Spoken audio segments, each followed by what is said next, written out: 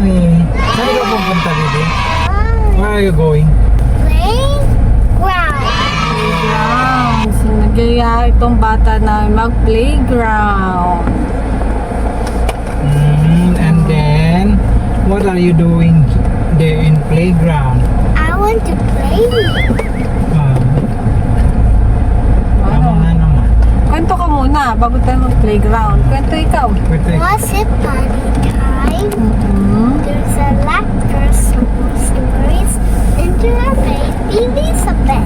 And the colors, baby Elizabeth. What color them by playing colors?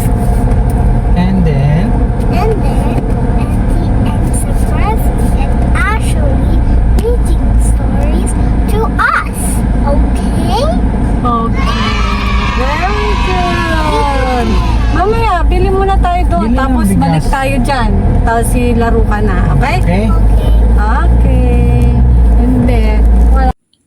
Kita nyo naman, oh, kung gaano ka-jolly ang anak ko. Parang laging may party sa katawan. Afterward, bigla kami nagkayayaan mag-night market. Kahit technically, hapon pa lang. Tapos, plano namin dalhin ng aming makulit sa playground na malapit lang dito. Sana lang talaga wag umulan. Di na kami dumayo sa SM o Rob kasi una sa lahat, traffic. Pangalawa, gastos. Dito na lang sa tabi-tabi. Enjoy na, tipid pa. So, win-win.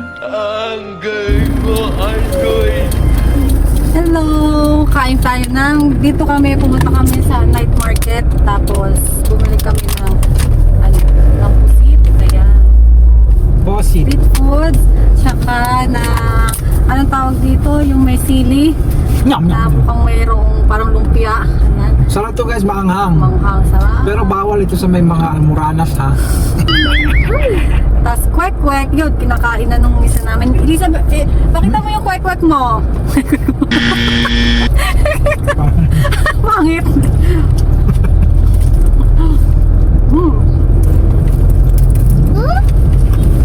Siyempre. Meron kami. Tara, mango tea. Tatlo. Ay, ano doon? Papa pa lang. Sarap. Bakit ako punta ko sa inyo? Baka sa inyo baka maano ha? Ang merienda na. More. I want some more.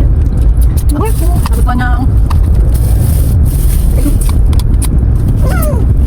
Sarap. Pinagigit ako ng ulo.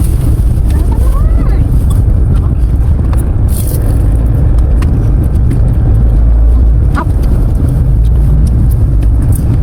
Subukan naman natin ang pusit. Favorite ni Mister ang pusit. Poset. Ano lasa? Lasang poset. Sabi may mga, tatakan may mga dalaman. Sa kanilang suka.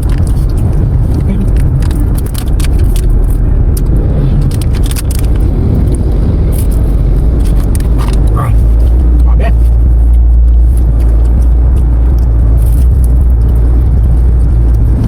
Bising-bising sa likod. Say hi to your fans. Hi. Invite to your Facebook page. Bye. Invite. Bye. Ala. Subscribe like you do.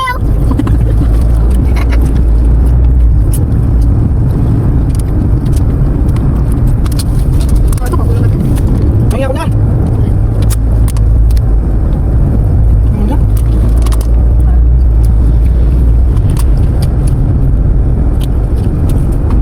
Ano itong binili ko? Isa tayo. Yun. Kain kami ng ano,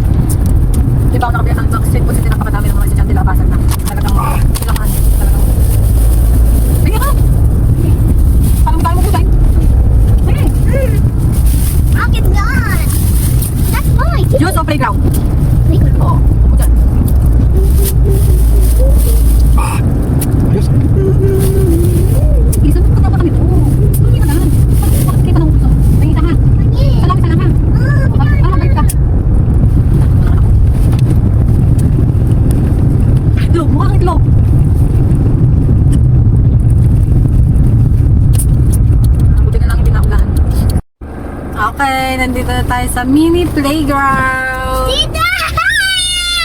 Oh. So sad!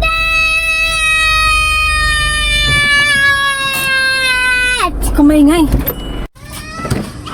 Yan, dito na kami sa playground. Yan. Ayoko na. Lagay dyan. O, sabi mo, see you later. Pa-play lang ang playground. See you later. Play in the playground. Okay, bye-bye.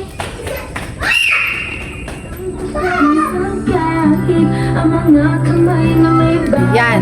Dahil si Bebe nasa playground na, ayun, yung mga bata doon, masosolo ko na ang hinihingi ko kanina. Ang kwek-kwek. Diba? Tayo ng kwek-kwek. Tada!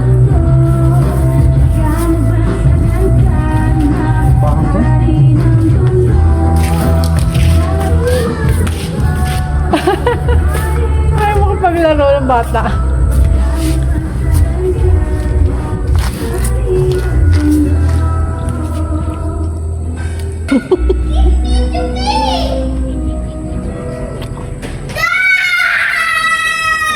Tingnan mo. Ano nangyari sa'yo? Oh, Naalala mo pala. Kain muna. Ano sabi ng mga klase mo? Ano yan? Kaya ano sabi sa'yo ng mga ano? Kinuha ko na pala yung kwek-kwek at muntik ko na talaga maubos nang dumating ang anak ko. Buti na lang may isa pa. Yun, nahuli pa ako. Nakita niyang kinakain ko na. Yun, kundi siguradong palahaw na naman ito sa iyak. So, ang ganda talaga dito sa playground. Kakaunti lang mga bata, kaya ang saya-saya, walang siksikan, at lahat ng sulok ng playground, pwede nilang laruan. So, sakto talaga para sa kanila.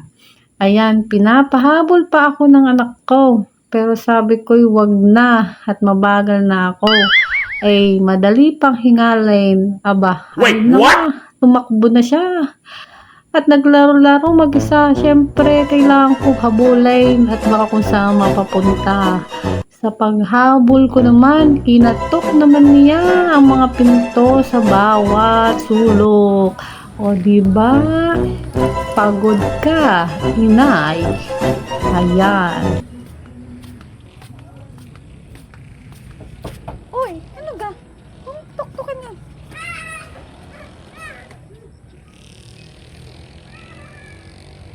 Kinakatok niya ang bawat pinto.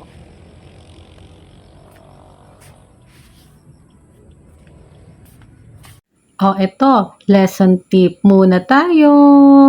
Yan, ang playground ay hindi lang lugar ng saya, 'di ba? Kundi mahalagang bahagi ito ng paglaki ng bata. So, sa simpleng pagtakbo, pag-akyat, at pakikipaglaro, nauhubog ang kanilang katawan. Yun, isa, tiwala sa sarili, at pakikitungo sa kapwa. So, natututo silang makipagkaibigan, magbahagi, at lutasin ng maliliit na suliranin kahit wala na tayo. Bukod sa pisikal na kalakasan, lumalawak din ang kanilang imahinasyon at nababawasan ang kanilang stress. Sa paglalaro, natututo silang maging masaya, malakas, syempre, at handa sa mga hamon ng buhay. Ito'y base ito sa mga karanasan at kwento-kwento ng mga nanay. Siyempre kabilang na ako doon kasi hindi lang basta kwento ang importante dito, kundi yung mga bagay na talagang naranasan natin. Sabi nga nila, isa sa pinakamahalagang facts ay yung galing mismo sa tunay na buhay ng mga nanay. 5, 6, 7, 8, 9, 10. Take it up. 25, 22, 25, 22, 22.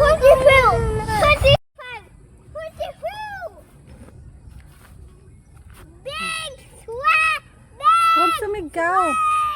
Huwag sumigaw, mag-play lang.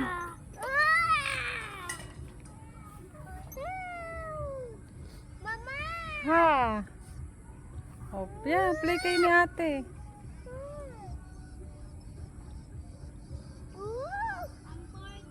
Big na si ate kaya ganyan mag-swing. Ikaw maliit pa. Ganyan ka lang. Ganyan ka lang.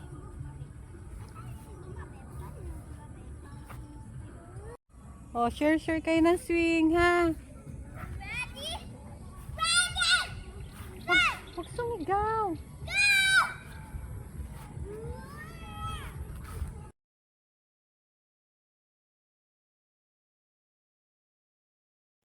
Ayan na nga. Pumunta na ako kay mister. At makikipagkwentuhan na ako.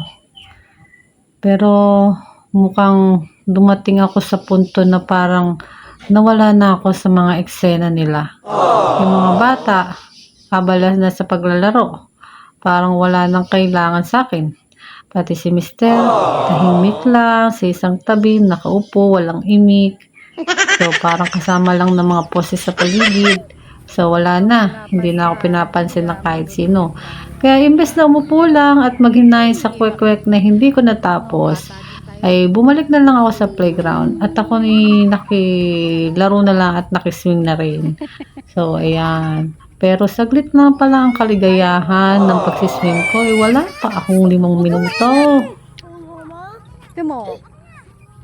Ako na. O siya, ikaw na. Bear, come with me! O siya, sige. Dahil, ayan, inagawan na ako. So, bumalik na lang ulit ako sa poste. O, gusto ko na lang tapusin yung shake na naiwan ko kanina.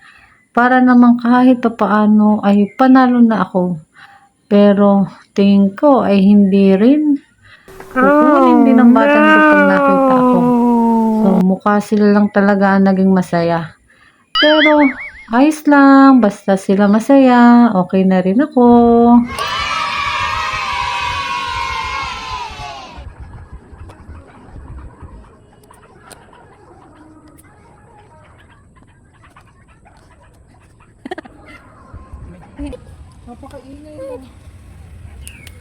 O, diba? Sabi ko sa inyo.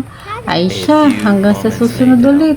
So, maraming salamat sa mga supporters ko dyan. At kung nagustuhan ninyo ang kwento ko, baka naman, pa-like at pa-subscribe na rin dyan. So, malay nyo, may mapulot kayong lesson o tips mula sa mga simpleng karanasan ng aming munting pamilya. O siya, hanggang dito na lang muna. Bye-bye!